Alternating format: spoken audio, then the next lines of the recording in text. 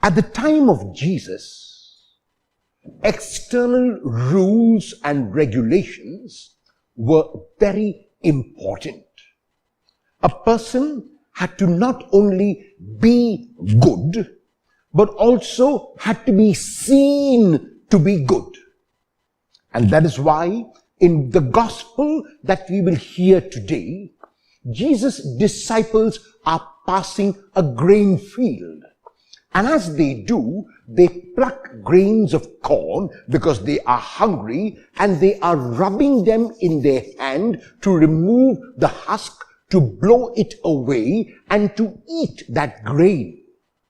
The law at the time of Jesus allowed anyone passing through even a stranger's field to pluck grains of corn. However, the person was not allowed to bring a sickle and cut the stalks. So plucking grain was not a sin. Plucking grain was allowed by the law. However, people object to what the disciples are doing. And the question is, what are they objecting to? They are objecting to the fact that the disciples were rubbing the grains of corn in their hand, which they consider as cooking food.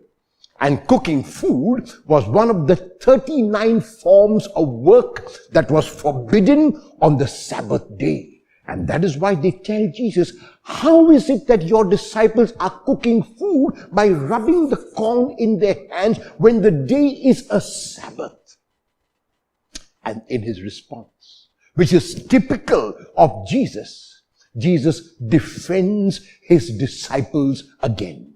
When he tells those who make this objection that the rule is made for the human person.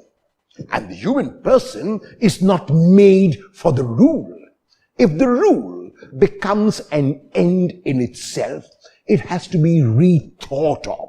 The rule is only a means to an end. The rules are made, let us say, on the road in India to drive on the left-hand side, and that is for the sake of order. If someone says, I want to break the rule because I have come from America or from Canada, and we drive on the right side of the road, that person is bound to not only kill him or herself possibly, but also cause accidents and kill others. So such a rule is made for order, and every rule has to be seen in this perspective. Some rules become ends in themselves, like the rules became at the time of Jesus for those who were controlled by the rules, who were obsessed with the rules. And Jesus says, no. Human need is always primary. What the human requires comes before any rule or regulation. So even if on a holy day it is forbidden to do work, I will reach out and heal, because human need goes beyond the rule. How often have you been ruled by rules?